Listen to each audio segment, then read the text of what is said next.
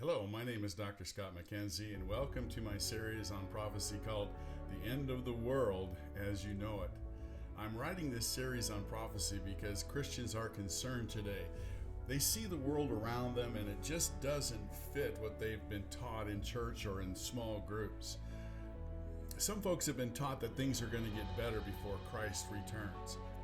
Isn't the gospel supposed to be preached throughout the world? Isn't the world supposed to become a better place so that Jesus Christ will want to return? Yet this isn't the case. And some folks are saying that we're even at war with China.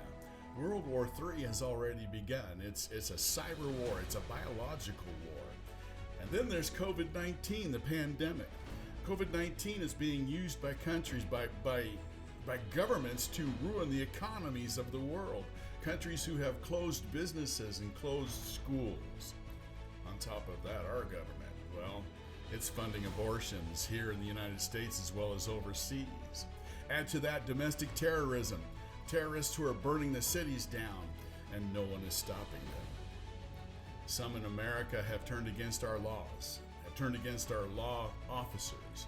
Evil is rising in this country at an alarming rate. And though folks couldn't wait for 2020 to end, well, they're hoping 2021 would be better. I don't see it getting any better. Take a look at Matthew's Gospel chapter 24 and compare it with what's happening today. In Matthew's Gospel chapter 24, Jesus is on the Mount of Olives teaching his followers what the signs will be at the end of the world. Jesus talked about wars.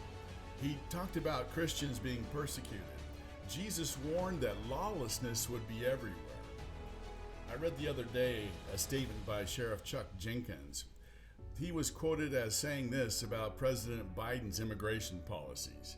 He said they're disastrous. This is total lawlessness, he said. And we've already seen enough lawlessness in 2020 last year, with police being assassinated and police vehicles being burned, whole city blocks being burned down. Isn't that the definition of lawlessness?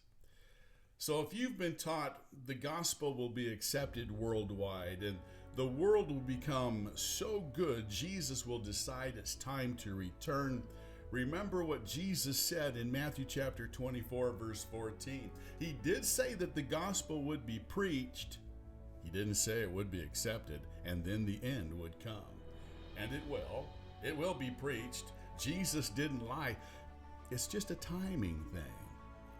What Jesus said is going to happen. The gospel will be preached throughout the world, but it's going to happen in the future. Revelation chapter 14 tells you when it will happen, and the church, my friends, won't be involved. An angel will preach the gospel to the world. So, if an angel is preaching the gospel, will the world turn from its evil ways and repent? Will the world be a better place after that angel communicates the gospel of Jesus Christ? No. Jesus warned his followers in Matthew chapter 24. Let's look at verses 37 through 39. As it was in the days of Noah, he said, and you know how evil and wicked those days were, just go back to the book of Genesis and read about it. Jesus said, so will the world be when he returns. Therefore, it shouldn't surprise you when you hear rumors about wars. It shouldn't surprise you millions are dying in Planned Parenthood clinics. It shouldn't surprise you gangs are infiltrating your neighborhoods and domestic terrorists are being funded by businesses and celebrities. Jesus said the world would become as evil as it was in the days of Noah before Noah entered the ark. And then God destroyed the world, that world full of evil people. So don't let your heart be troubled. This is all part of Christ's plan, a plan he told the men about on the Mount of Olives in Matthew chapter 24.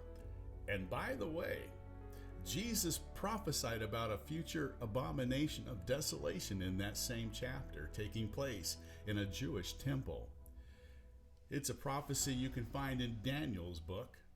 And if you're wondering what that's about, then let me invite you to return to listen to our second episode in our series, The End of the World as You Know It.